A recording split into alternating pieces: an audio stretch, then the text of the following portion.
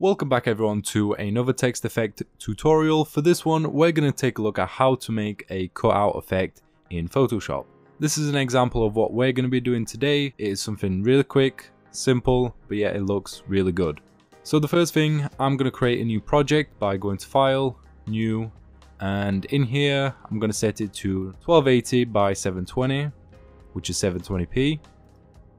First thing we want to do is we want to get the bucket tool, click on it, and then click on the swap button, or you can press X on your keyboard and that will swap over the color. We're going to make it slightly lighter by going up here, pressing OK, and left clicking on the screen. Now that we've got a background, we want to swap over to the text tool.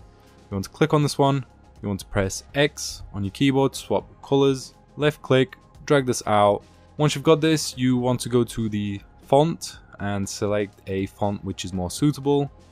I'm going to be using this one, and I am going to type in cut out. You want to go on the selection tool, click on it, and then left click and drag this outwards, so you select the whole of this. Once you've done that, you go back to the first tool, go to the alignment options, click on this one, and then click on the center. Now that you've done that, you can press Ctrl D to deselect the selection. Now that you've done that, what you want to do is you want to get yourself an image of a background or any wallpaper that you want it to be cut out.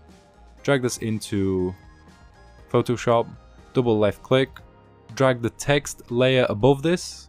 Then you just simply move the image of what you want to actually cut out. So as you can see, this will be inside and everything else will be outside. So make sure you get the parts that you want. So if you wanted this bit, for me it's fine where it is. So all you got to do now is hold Control and then click on the text icon in the layer.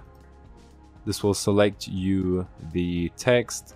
Once you've selected the text, you can then press Ctrl and J, and that will create you a duplication of the layer of the background. Now all you got to do is hide this one and then hide the actual text, and there you go. And now what you can do is you can add in some filters. So if you don't have the adjustment tab open, you can always open it by going to Window and then ticking this one. Now that you've got this one enabled, you want to give it saturation, and you also want to give it brightness and contrast. So turn up the brightness and contrast to however much you would like. And the very last step that we're going to do is we're going to make it so it only applies to layer 2. To do this, what we're going to do is we're going to link these two adjustments so they only apply for layer 2 by holding Alt, and then in between these you want to hold Alt and left click, and this will create you this arrow, and once again do it to this one as well, and now it will only apply it to layer 2, and we are done.